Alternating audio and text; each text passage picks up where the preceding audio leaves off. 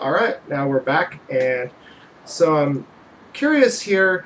What are some of the directions that gods can take as a group together to form events and so on? Do you find that fairly common that gods are working together behind the scenes to create new interactions for players?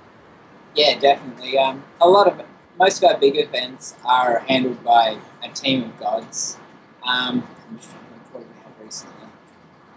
Um, Like the maybe the abolishment of the church and the implementation of the yeah, you know definitely. That was one that was spearheaded by all our Shalamese gods. So Lorialan and Miramar and Mithra and Pantharian all sort of that was pretty much all their idea and basically ran with it, and it has the potential of being really great. So.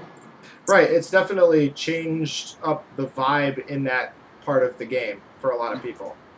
Yeah, a big problem that we've had with that area is basically we had this dual power structure with Shalom and the church, and they were sort of had the potential and usually did sort of butt heads with each other quite a bit um, because they were sort of similar ideologies, but went about it different ways, I guess. And then with this new change, it sort of combines it all into a single focus. So we feel it's probably going to be a lot better moving forward that everybody's on the same page rather than sort of working against each other. hmm Yeah, that definitely makes sense. Now, behind the scenes, how many people are actively working as coders and programmers on Achaea, and how many people are just builders? And then are there a lot of player builders, or is it mostly all Solanis and gods? Help me understand kind of what happens behind the scenes. Yeah. As for coders, there's myself, and then we've got three other volunteer coders. Um, who just do it part time while they're doing field work and things like that. As for builders, model builders, I think we've got about 5 or 6 at the moment. And yeah, we don't really have any immortal only builders. Pretty much everybody who's up in the garden is either a Solani, a demigod, or a god. So if they're not a god, they're working their way towards it. What's the difference between a Solani and a demigod? Okay, a Solani is basically the first stage of becoming a god. That's basically where you go when you become from a player.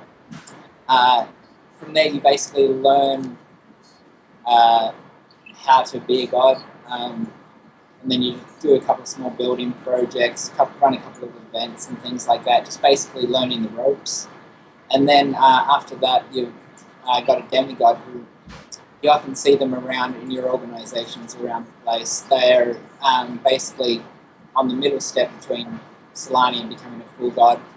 They've got a bit more of a public role, and they interact with players as sort of an assistant to several divine around the game. And then after they've completed that, then that's when they move up to a full god. I know that some of you guys get together once a year, twice a year, something like that, as a actual out of game get together. Are you planning on doing one of those this year, or is there did that already happen this year and it's going to be in the next year? Now we've got one coming up in August sometime, so we'll be getting together and partying on as we do. Yeah, and that's all the different games and all the producers that can attend. Am I right? Yeah, the past couple of years, we used to do it individually for each game, but then in the past couple of years, we've done combined Iron Realms one, which has been great because it gives us a chance to meet the people from the other games who we wouldn't necessarily interact with, and we usually have some fun, like brainstorming ideas, and like we compare stuff between games and things like that. And it's usually really great. If you had to be a producer for another game besides Achaea that was an Iron Realms, which one would entice you the most? Let's say there was an opening and suddenly you had to jump. That's a tough one. I'd say probably Mid-Kemia Online. I'm a really big Raymond E. Feist fan, so I really love the subject material of that mod. So. All right, well, JT better watch out, right? No, that's a really cool game, and I think that one of the advantages for watching these is to learn about other games, and hopefully someone who plays Mid-Kemia might come check out Achaea and vice versa. we want everybody to check out all the Iron Realms games. That's something that I've made a point of doing and going through that just to see what they're like. And they're surprisingly very different when you get into them.